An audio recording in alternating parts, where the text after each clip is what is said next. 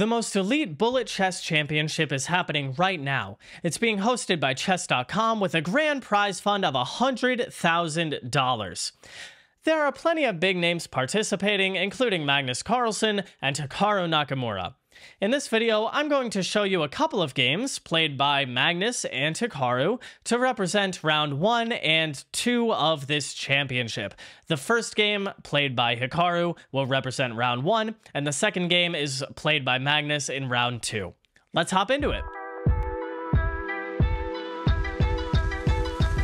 The first game I'm going to show you is between Grandmaster Hikaru Nakamura from the US and Jose Martinez from Peru.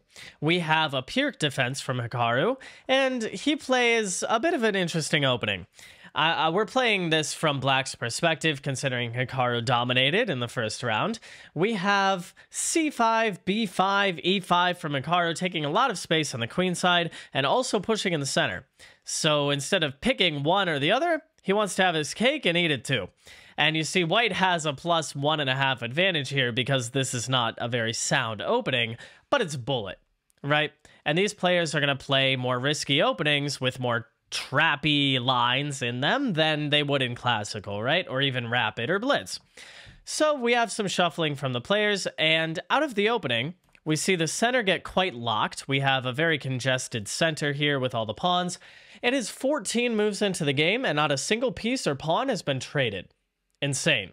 And we see White is better out of the opening here a few moves later, because White just has more space, right? The pawns are clamping down on the Black position, and White just has better attacking prospects in the future, right? And Black is just kind of staring at his own pawns, and, you know, White's pawns here. It doesn't have too much going right now, but we see the position begin to open up, and Black starts getting something going here.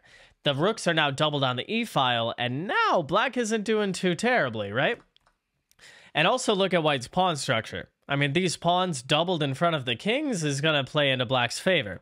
So we have the knight dropping back, and here, White has an opportunity to land a very strong blow. And that is the sacrifice knight takes h5. What the heck is knight takes h5? Just takes. What is it? Another piece sacrifice to follow it up with bishop takes d6. What is bishop takes d6? That's just a what? Black would be up 4 points of material here and completely lost. You know why? e5 check. e5 discovered check, and you win the queen. Ridiculous. But instead, White plays this. Knight f5 check, which is still good, but it's not the top line, apparently. But this still, after takes, these pawns are mighty scary. These pawns are about to destroy the king. Let's see what happens. We have f6, which immediately loses the game entirely. Why? Well, rook e6, and the rook is just completely clamped in, and Black is just suffocating. But instead, White pushes first, and then plays rook e6. And now Black is better. This game bounces back and forth like every other move. It's crazy.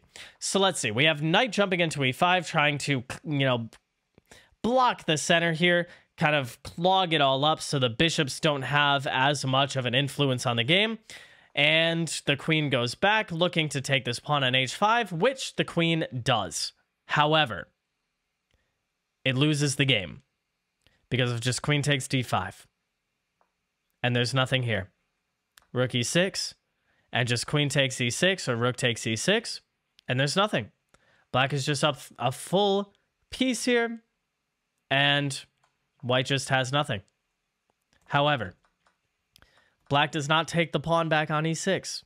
Instead, jumps the knight into d3, which does not work, unfortunately, because of just check, bishop takes. Yeah, bishop takes d6. That is a full piece sacrifice. Bishop takes d6, the brilliant move, followed up by another sacrifice with rook takes e6, or f6, excuse me. Rook takes f6. And if you take the rook, it's mate. It's fully just mate. Black would have an extra bishop, rook, and another bishop, and still get mated. Absolutely insane. So black does not take the rook, instead plays king up to e7, trying to run the king, but just takes. King runs, and now all white needs to do is take the bishop on b7 and just be chilling, right? Have these pawns going forward, and nothing black can do. But instead, white has mate on the mind and plays rook f7, which gives the game back to Hikaru because of bishop c6, and now black is just up a piece, and these pawns are not moving forward, and there's no mate. It's completely guarded. And now, the pawn marches forward. Did you see this pawn? Did you notice this pawn here? Or were you focused on the mate on the other side of the board? Let's go back. Look at this. Bishop takes d3, pawn takes d3. This pawn sitting here the entire time after the bishop sacrifice, the rook sacrifice, and then the pawn marches forward. And you can't stop it because it promotes. And now there are two queens on the board for black. You can only take one of them. And now black is just up a rook and a bishop. Hikaru completely dominates this game and just the round in general. Hikaru won this round 22.5 to 1.5. Absolutely insane. All right, let's hop over to the Magnus game, shall we? Magnus Carlsen also dominated his first round against Grandmaster Tuan Minh Le from Vietnam. He won 16.5 to 1.5. Absolutely ridiculous. Let's take a look at this game, shall we? It's over very quick. You know why? Black plays a Scandinavian defense against Magnus. A Scandi against Magnus is like trying to race a tricycle with a broken wheel against a Ferrari. It's not going to work. Magnus takes, plays d4, takes the center, and does good chess schoolboy things. He takes the center, he develops his pieces, and castles. And white just has a pleasant advantage right out of the opening. Why on earth would you give that to Magnus? Bishop b7, bishop f4, and we have knight e5 after bringing the rooks to the center. And white just has all of the space and is calling all of the shots. It's already +2, which in Magnus terms is like +20, because he has a 10 times magnification, right? Here's the thing. a6 loses the game. Black had to play bishop d6 or something like this to create breathing room for the queen, maybe play c5 and expand the position. But instead, a6 is just way too slow. You can't do this when you have no space like this. Look at that. Not a single piece or pawn is past the 5th rank. And Magnus takes on f7.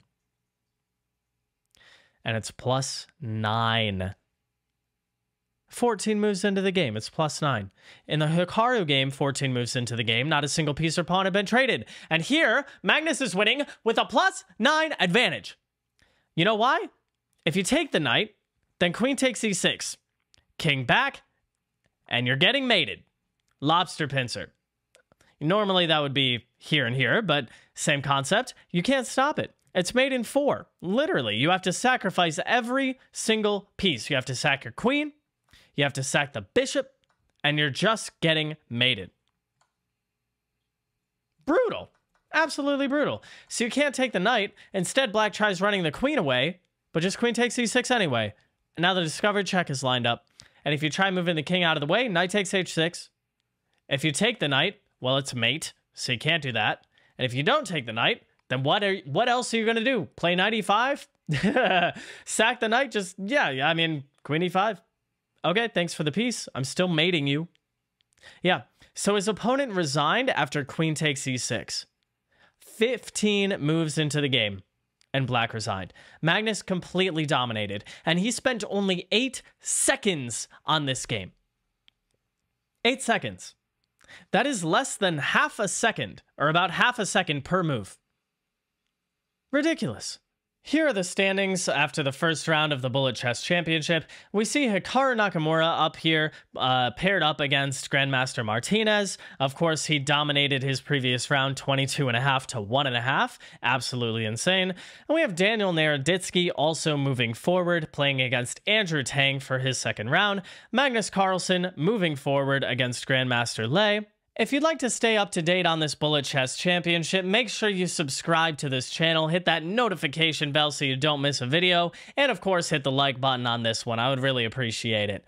Oh, and if you want to see a game that I played where Chess.com's game review gave me a playing strength of 2,000, make sure you check out this video. Alright, I'll see you around, guys. Have a good day.